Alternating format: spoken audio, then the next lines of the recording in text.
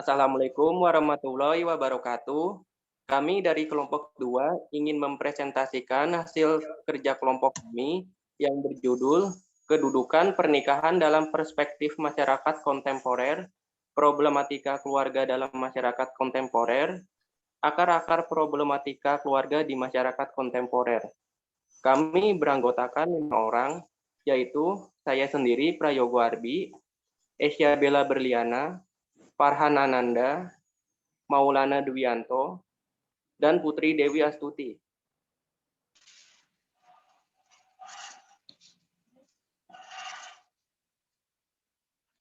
Kedudukan pernikahan di dalam perspektif masyarakat kontemporer. Nikah artinya menghimpun atau mengumpulkan upaya untuk menyalurkan naluri seksual suami istri dalam rumah tangga sekaligus sarana untuk mendapatkan keturunan yang dapat menjamin kelangsungan eksistensi manusia di atas bumi. Keberadaan nikah itu sejalan dengan lahirnya manusia di atas bumi dan merupakan fitrah manusia yang diberikan Allah Subhanahu wa taala terhadap hambanya. Salah satu fenomena hukum yang menarik untuk dikaji bersama di masa modern dan kontemporer ini adalah persoalan pengaturan hukum keluarga di negara-negara muslim. Di Indonesia misalkan terjadi kontroversi yang cukup fenomenal atas sah atau tidaknya pernikahan beda agama terlihat dari sudut pandangan perundang-undangan di Indonesia.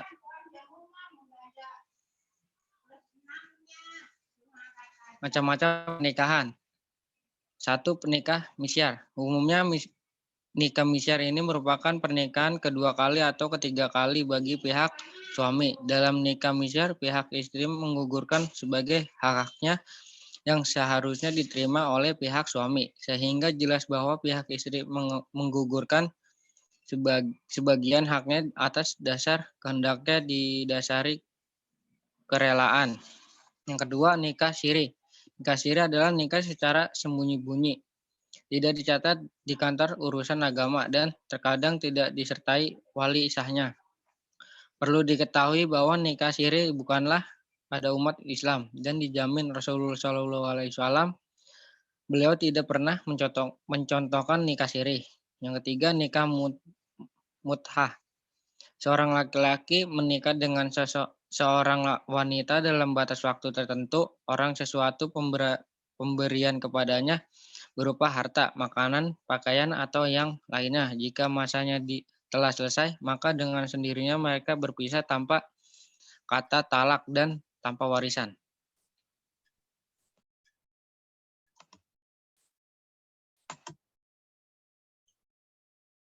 Problematika keluarga dalam masyarakat kontemporer. Di dalam suatu keluarga pasti akan ada problem yang muncul. Pasti akan ada problematika yang terjadi.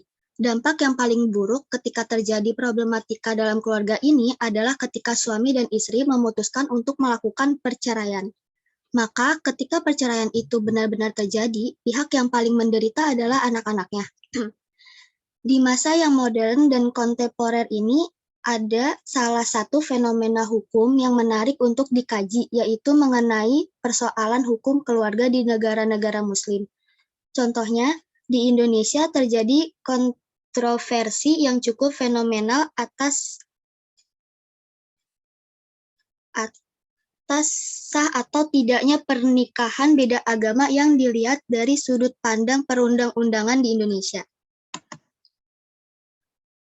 Akar-akar problematika keluarga di masyarakat kontemporer. Problematik keluarga menjadikan keadaan yang kacau, tak teratur dan tak terarah. Pertengkaran antara anak dan orang tua serta adik dan kakak. Keluarga menjadi tidak sehat, tidak harmonis, dan tidak adanya interaksi yang baik antara satu dengan lainnya. Bahkan dapat menimbulkan perkara yang menyimpan memori di dalam ingatan bila timbul perceraian. Dapat dikatakan kedudukan pernikahan dalam perspektif masyarakat kontemporer banyak menjadi masalah dan dapat disalahartikan. Pernikahan merupakan ikatan lahir dan batin antara laki-laki dan perempuan untuk hidup bersama yang disebut dengan akad nikah.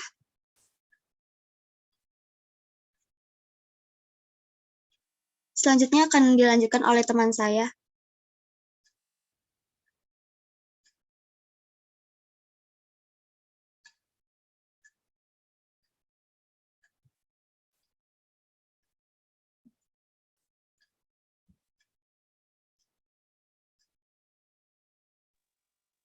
Munculnya akar problematika dalam menangkap perbedaan agama, misalnya pemuda Muslim menikah dengan wanita Kristen.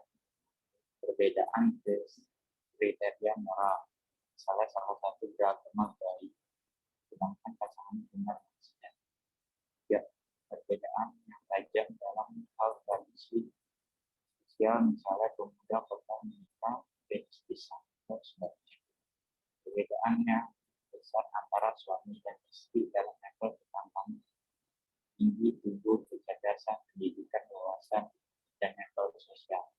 Tumpang tinggi dan juga tanggung jawab, misalnya istri yang bekerja dan menafkahi keluarga sedangkan suami menganggur dan tidak sanggup memberi nafkah. Suami atau istri terlalu banyak memberikan perhatian atau waktu kepada temannya sehingga dia merupakan hak pasangan hidup, dan kejenuhan ke dalam kehidupan bertambah akibat tiadanya perubahan dan aktivitas. Rasa cemburu yang berlebih-lebih dari salah seorang pasangan, keraguan terhadap kejujuran dan suami mengancam akan menceraikan istri atau menikahi wanita lain. Perbedaan wawasan yang terlalu jauh, terutama jika istri berwawasan lebih luas daripada suami.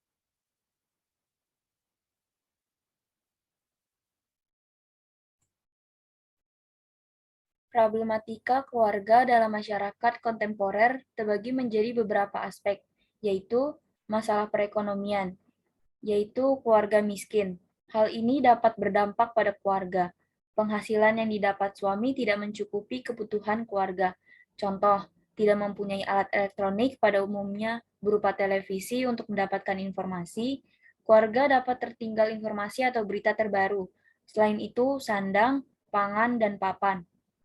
Yang kedua, masalah kesehatan, yaitu keluarga sakit. Hal ini dapat berdampak pada kondisi penderita. Contoh, administrasi pembelian obat-obatan. Biaya ke dokter atau rumah sakit dapat terhambat atau terlambat diatasi dan ditangani. Yang ketiga, masalah pendidikan, yaitu ilmu dan wawasan yang didapat anak. Hal ini dapat berdampak untuk memahami dan mengerti pengetahuan yang didapat. Contoh, bidang yang dikuasai anak tidak diperbolehkan orang tua. Pendidikan agama anak kurang didapat dari orang tua. 4. Masalah pekerjaan, yaitu persaingan dan terbatasnya lowongan pekerjaan sehingga orang tua membutuhkan tambahan penghasilan.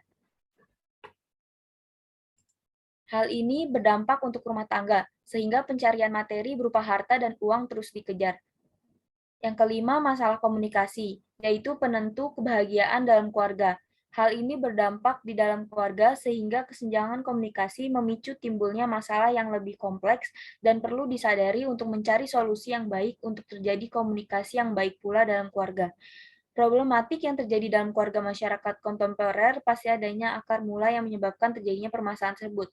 Namun, pada hal tersebut, keduanya perlu memiliki kesiapan untuk saling memahami satu sama lain untuk menghadapi tiap-tiap hal yang terjadi di dalamnya. Sekian presentasi dari kelompok kami, kurang lebihnya mohon maaf. Wassalamualaikum warahmatullahi wabarakatuh.